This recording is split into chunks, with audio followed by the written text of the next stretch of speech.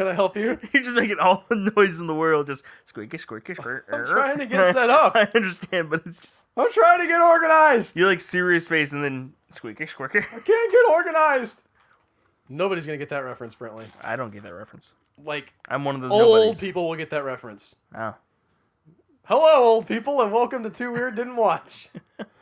The show where we talk about movies we have no intention of seeing based purely on their IMDb descriptions. Yeah. I'm Albert Berg. I'm Brantley Heaton. Let's dig into it. Up first for this episode, we have Demonoid, Messenger of Death. Demonoid sounds like a transformer. Well, I doubt we're going to be that lucky. Aww. A British woman visits her husband at the Mexican mine he is attempting to reopen and discovers that the workers refuse to enter the mine, fearing an ancient curse. Alright. That's pretty standard for movies. The couple enter the mine to prove there is no danger, Last time I saw someone do that, a giant crocodile came out of it.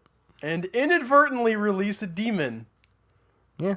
which possesses people's left hands and forces them to behave in a suitably diabolical manner. Suitably diabolic. Suitably. Not like overly diabolical. No, yeah. Just a suitable amount of diabolical. Not maniacal laughter, maniacal chuckling. Does it like threaten them?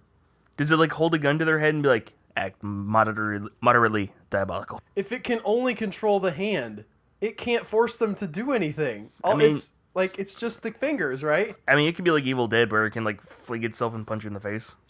I'm just saying. I feel like they saw that movie and they got an idea for this movie. What if we made a whole movie about that Yes. hand? Everybody has demon-possessed hand. Can possess everyone.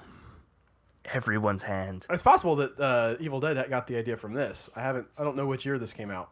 Oh, look it up. Yeah, 1981. When does Evil Dead come out? 1981. Oh. It was a race. They met each other at a convention. Oh my gosh! Now I'm just imagining these guys like, Demon Hand! We must do that. Well, no, that's not in the original Evil Dead, though, is it? It's in the second one, yeah. Yeah. Raimi, you're a hack. Ripping off Demonoid. Ripping off Demonoid, ruining Venom. The final line says, the only way, and by the way, this plays directly into Evil Dead 2 as well, the only way for a possessed person to free themselves from this torment is to cut off their left hand. Call it. After which, it scurries away in search of its next victim. Wait. I thought the demon was possessing the hands. Yeah? So then you cut off the hand and it crawls away. Does he then, like, zombie infect by, like, latching onto your hand? Or is there just, like, a swarm of hands crawling around possessed by this demon thing? I want to believe the army of hands. Because that sounds better. It's from the Addams Family, The Thing. It's its origin story. Okay. He's a possessed hand. I still am wondering what a hand is going to do to anybody. Strangle. Punch in the dick. I guess if it, like, crawled up their neck, it could... Like, there's sleeping people and it, like, smothers them. I would wake up if I was being smothered. You're still being smothered by a hand in your face. I would rip it off. It's demon-infused grip. I don't know, man. Okay, fair enough. Maybe, like, rips into your eyeballs, too. Gouges them out. That I could see. Or, like, puts its fingers down your throat. Yeah. So you can't breathe that way. Yeah, like, squirms it. Oh, that's horrifying. It, like, crawls down your throat. Yeah, no, I just, like, oh, it's horrifying. No. It's so wrong. Next up, we have what I think is my favorite title for this episode. It has alternate title. Oh. It's called Aerobicide, the Killer Workout. I was going to make the joke, but it did it for me. A young model named Valerie is burned in a tanning salon. 2 years later, her twin sister Rhonda runs a fitness club in Los Angeles. Neither of those things is connected. No. No, she was so distraught. It's like, she died trying to look great. I'll make everyone look great! So she opens a fitness club. After one of its members is attacked by an... You can do it. After one of its members is murdered by an unknown attacker, Detective Morgan begins to investigate the gym. Detective Morgan. Oh, was that it? That was it. Oh. Seems like a series of unrelated events. How did she burn Can we to assume that the tanning salon thing was connected to the murders? Maybe? You kind of have to, but it could just be like she's just sad about it the whole movie. And like talks about every other scene. Or it's like a red herring. Yeah, it's like 2 years ago my sister was burned to death in a tanning salon. It's just some random guy. It's like, oh yeah? It turned out to be the Zodiac Killer. Psych! It's like a bear outside. Just mauls people. He's really obvious too. It's like just mauling Detective Morgan's just really bad at his job. It's like bear tracks, claw marks, hair. Serial killer! Like, no. She's too smart for me. And she's just like, what is wrong with you? I know you're killing them. I'm trying to get people to get fit. I have pictures of the bear. I'm on to you, lady. He just starts stalking her. Photoshop. It turns into like his thriller about him stalking her because he's convinced she's a murderer. And then at the very end, the bear attacks him and then unzips. And it's the horribly burned sister the whole time. It was me the whole time. I thought you died. Yeah. This next one's called Contamination. A ship pulls into New York Harbor with no one on board. Ripping off Jurassic Park, I like it. Or Dracula. Yeah. Or maybe Jurassic... Just now realized The Lost World was ripping off Dracula. Yeah. I feel dumb. The police find a cargo full of green pulsating eggs. Upon contact, the eggs explode, spreading a green acid-like substance that seeps into the skin and explodes, exactly like acid does. That last bit was just me adding in. What? This... Okay, wait. Ship shows up. Uh-huh. Nobody there. Full of eggs. That are green and pulsating. So understandably, they call the police. As New York police, so they're angry and don't want to be there. And this is assuming the 80s. Right. So they're kind of racist. They get on there. There's eggs. Do they explode from proximity? Does one of them get really dumb and poke it with the billy club? Do they shoot it? Do they throw a brick at it? What causes the eggs to explode? Why do the eggs explode? Why are there eggs? Do you want to hear the Wikipedia, the plot description? Sure. A large ship drifts into New York Harbor, seemingly abandoned. The ship is discovered to be carrying large containers of coffee. Hidden inside of which are a series of... Oh, see, this is completely... I was picturing the eggs just sitting out in the open. This is far more believable. They're aliens with a caffeine itch. Oh. Hidden inside of which are a series of football-sized green eggs. The crew, sent in to explore the ghost ship, find the mutilated remains of the former crew gathered in one place. Again, Steven Spielberg, get some original material, please. And they discover the reason why. When disturbed, the green eggs explode, spraying viscous liquid over everything. The liquid is toxic to living creatures and causes the body to immediately explode. As opposed to being toxic to dead creatures. I would assume so, yes. Zombies are good. And their helicopter. The military's answer to this phenomenon is Colonel Stella Holmes. Guys, we found some exploding green eggs that make people explode also with green goo. Austin and Stella. What? Does she have experience? Is this a common problem in New York? As a non-New Yorker, I don't know, but apparently they've seen everything. Maybe this falls under the everything they've seen. It's like, yeah, we got another one of those coffee containers with the exploding eggs. Can we get Stella? Can we get Stella? Yeah, okay, we're sending Stella. Stella! I just got done with one of these. I like that they don't call her. They just yell down the hallway for her. Stella! You got another one. Go back to New York. Oh, I just got back. She's like just unloading her bag. Like, whew, that was a tough one. So many exploding eggs in coffee containers. What? Dang nabbit! I just got home, guys. She establishes a link between the green eggs and a recent mission to Mars that ended badly for the two astronauts who descended to the planet. One of them disappeared, and the other, Commander Hubbard, son of Old Mother, had a breakdown and subsequently became an alcoholic. When pressed, Hubbard agrees to help Holmes in her investigation of the insidious plot to bring the deadly eggs to Manhattan, and it takes them, along with sarcastic New York cop Tony Harris, to a Colombian coffee plantation. Brantley's making a face. Sadly enough, I could see this being a sci-fi original series. A whole series? Yes. Okay. At least like one season. Like a mini-series or like... Oh, okay. At least one season could be built off of this. Like, no, the first two episodes... The first episode is the eggs show up, they explode. Okay. And you are actually describing the strain. Okay. Just so you know, like... There's flashbacks to the Mars thing, and he's like, cuts to him like being alcoholic. So yeah, the first episode just ends with them calling Stella. Okay. Episode 2 is all about Stella. And of course she's divorced and like has problems with her ex. No. Yeah, she had like a bit of an anger problem. Right. From all that. She gets there and then, she finally established the link.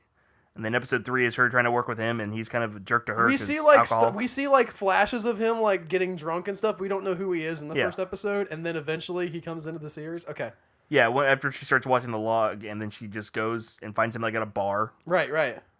Or something. I want to read the next part of the sentence here. This is my favorite part of the sentence. So we've already established there's a ship full of coffee containers with green eggs that explode into green goo and make people explode. Yeah.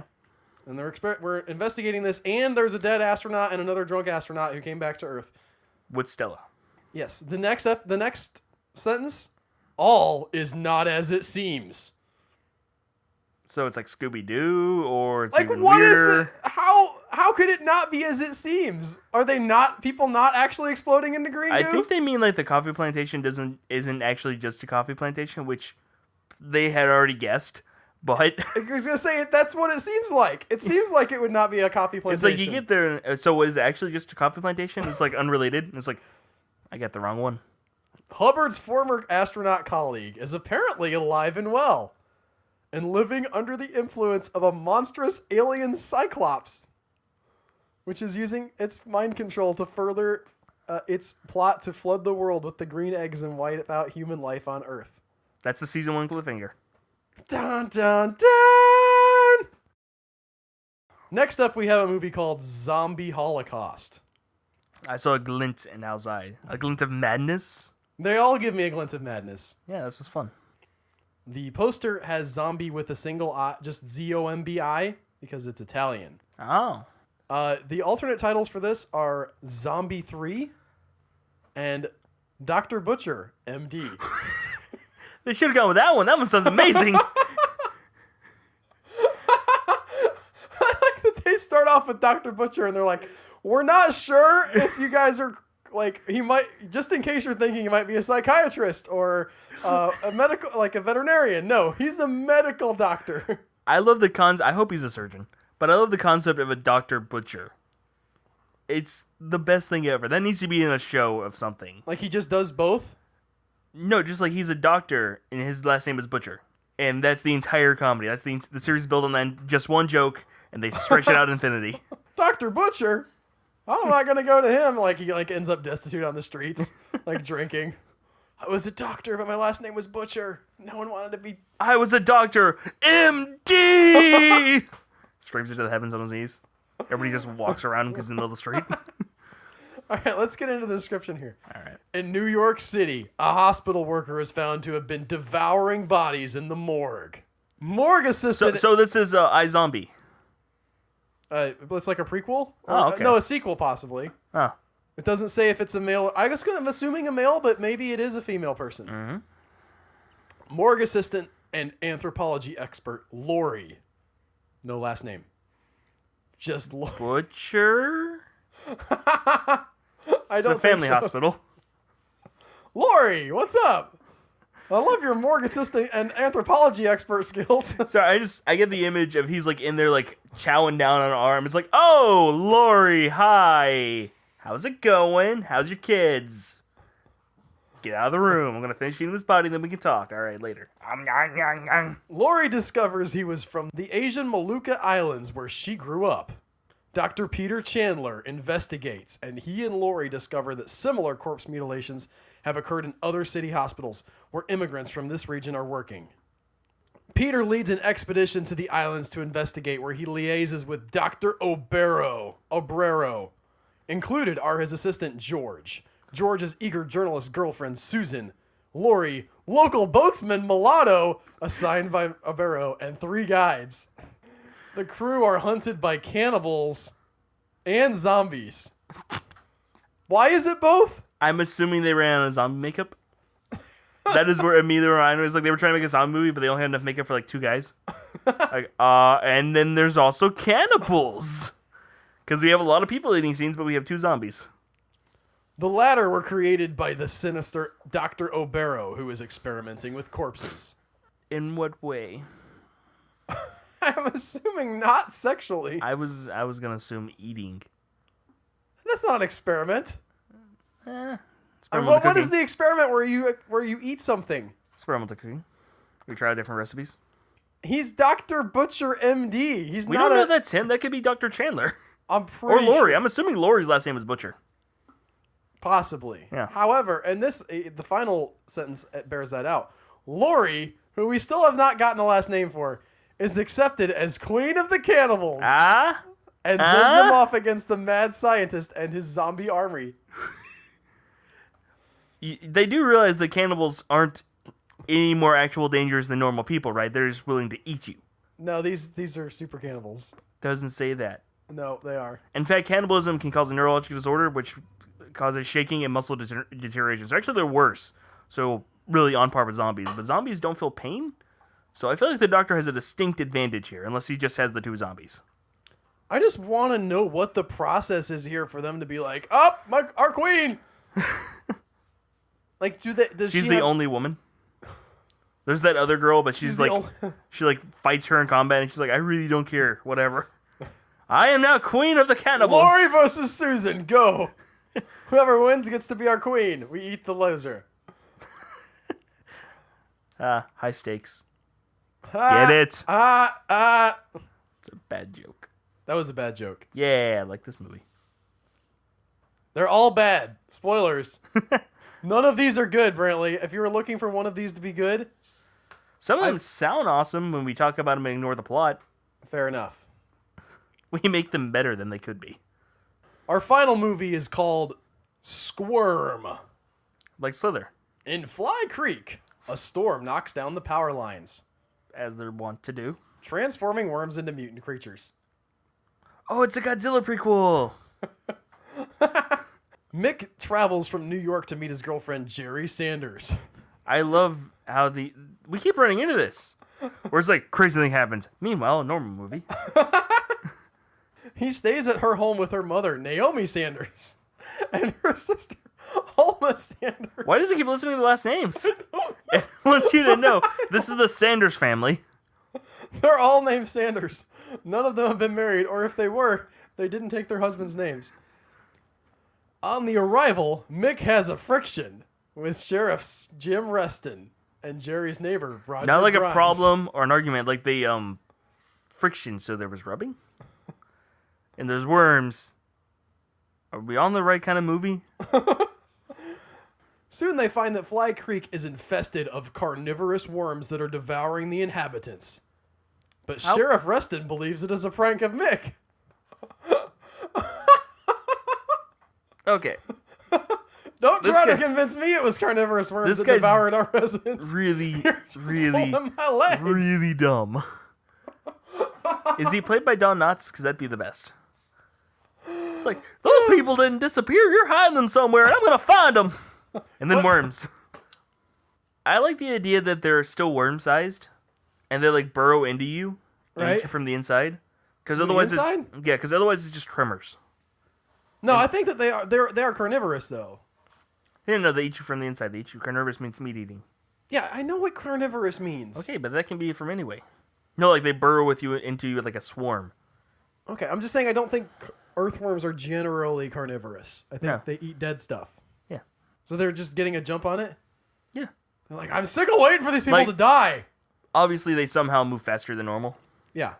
But I'm picturing like massive colonies that like burrow into people's feet and like you see like underneath the skin. And it's ridiculously fast because movie. Otherwise, it's not horrifying. Right. But you see them like ripping their way out of the stomach and stuff, like burrowing out of the eyeballs. Or it's the Jason syndrome where like you see people running away and then it cuts back to the earthworm like inching along and then it's like cut to them running away. By the way, have you seen that new Jason game? No. Friday the 13th, where you play as Jason and one of your powers is to teleport? I think I assume they can't be looking at you. Right. But they're running away and you can actually like move closer to them by teleporting. And then you brutally kill them. I just want that image though. I want the cutting back to the earthworm inching along and they like stop to catch their breath and it's just like right there. It's on, like on the ground just I'm gonna eat you. It's just the one worm. He was the only one who got mutated. The rest of them just got electrocuted. This is one of the dumbest mutations of all time, too. It's just electricity. Well, I mean, the Flash got electrocuted. He had, like, chemicals and stuff. It was basically just he got struck by lightning. Nah, he had chemicals and stuff. And then it was like, but really, it was time travel lightning from the future. And chemicals and stuff. Okay. Comic books are dumb. So is this movie. Yes. This movie at least has man-eating worms, though. And woman-eating worms. No. They don't need to be sexist. They're strictly after the men. They love that Y chromosome. They just eat the penis. Oh, that's the worst. Why is that worse than eating the whole body? I don't know. That's how our psychology works, but that's just so bad. Oh! I mean, because then they had to live with it for like the next 5 minutes until they bleed out. But it's not good. You've been listening to Too Weird Didn't Watch. And I'm sorry. Me too. Bye, guys. Bye.